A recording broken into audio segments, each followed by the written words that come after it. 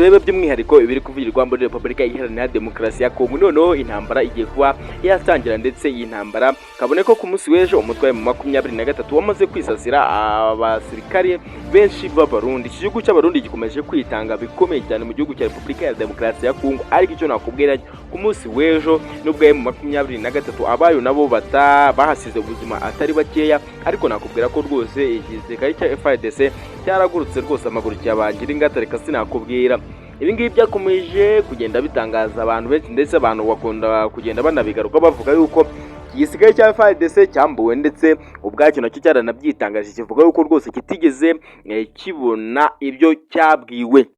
Antoine Felix Tshisekedi Tshilombo yamaze gutangaza amakuru we ubwe aturutse mu kanwa ko avuga yuko igisirikare cya FARDC kigiye gutozwa bihambaye, ndetse kongererwa n'umushahara, ndetse imiryango y'aba basirikare baba bari mu ntambara muri Repubulika ya Demokarasi ya Kongo bagahabwa ubufasha bwihuse, ndetse bakabaho neza nyine nk'umuntu w'umusirikare, bakabaho neza nk'abana b'abasirikari. Kuko iyo ugiye kureba hagati y'igisirikare usanga mu bigo bya gisirikare babana n'abagore babo, ugasanga abana n'abagore mu kigo cya gisirikare umugabo ngo ari mu kazi, n'abana bari hehe, n'abana bibereye rwose nabo mu kigo cya gisirikare. Ugasanga nimba umusirikare umwe yarabyaye nk'abana 10, ugasanga ikigo kirimo abana 10 b'abasivile, mufite imbunda, mufite amasasu, umwana agakuriraho nawe yashaka kukijyamo akakijyamo gutyo bya gisivile, ngisi yari umusirikare ngo ubwo nawe yabaye umusirikare. Ni nayo mpamvu rero bano basirikare ba FARDC bagaragaye batsindwa cyane rwose. Rero ku munsi w'ejo barongere barirukaga bikomeye, dore imbunda ngo barazita. Abarundi nabo babonye byanze amaguru bayabangira ingata mu 23. Rero yaravuze ati ntago nshobora kubabarira Evariste Ndayishimiye, ntago umurundi yampereza umugongo ngo nanjye musekere mureka agende. Imigongo barayitubaguye ku munsi w'ejo. By the way, M23 yatoboye imigongo y'aba Barundi, yarayitobaguye rwose myinshi. Icyo nakubwira cyo Abarundi barimo guhomba cyane.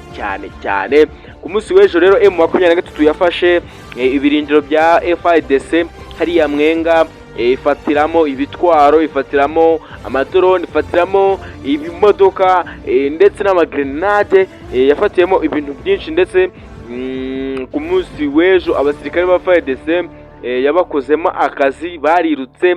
Abasirikare b'Abarundi umutwe mu 23 wakozemo akazi ndetse gakomeye cyane. Bano basirikari ba FDLR babakozemo akazi, bose barirukanka.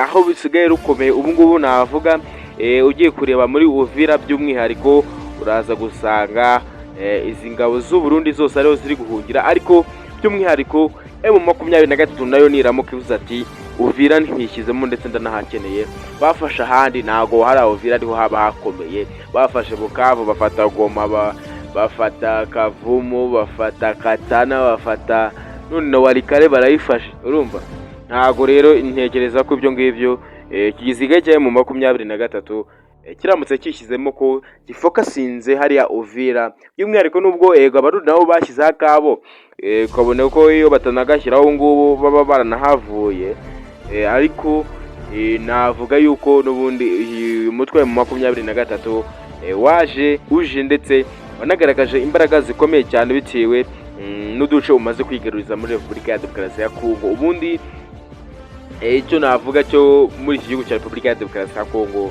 intambara igiye kuba yaruta, kuko Antoine Felix Tshisekedi we ubwe yanze agasuzuguro, ndetse akomeza kugenda atakambira igihugu cya Leta Zunze Ubumwe za Amerika, ndetse akibwira yuko rwose adakeneye Abashinwa mu gihugu cyabo, uko bari bo bakontorora bino birombe by'amabuye ndetse y'agaciro ndetse n'amazahabu. Agasaba President Donald Trump rwose ko yamubabarira akaza agacunga bino birombe, ndetse akamuhereza intwaro zihambaye zo kurwanya umutwe mu 23. Ariko ibiganiro aho bigeze ubu ngubu, arasa nkaho Antoine Felix Tshisekedi agiye guhabwa ikaze mu bubiko bw'igisirikare cha Donald Trump, kino gihugu cya mbere cy'igihangange ku isi. By the way, urumva ko ni ibintu bitaza koroha ndetse ni n'ibintu bikomeye cyane dore ko Antoine Felix Tshisekedi akomeje kugenda yerekana ko igihugu cy'u Rwanda ari igihugu kibi by the way, ndetse akomeza anabivuga anabishimangira avuga yuko rwose guhura na perezida wa Repubulika Paul Kagame kwari ukubura kwagira abandi ati guhura na perezida Paul Kagame ni amahirwe yaragize yo kugira ngo rwose ibibazo bye bibe byakemuka.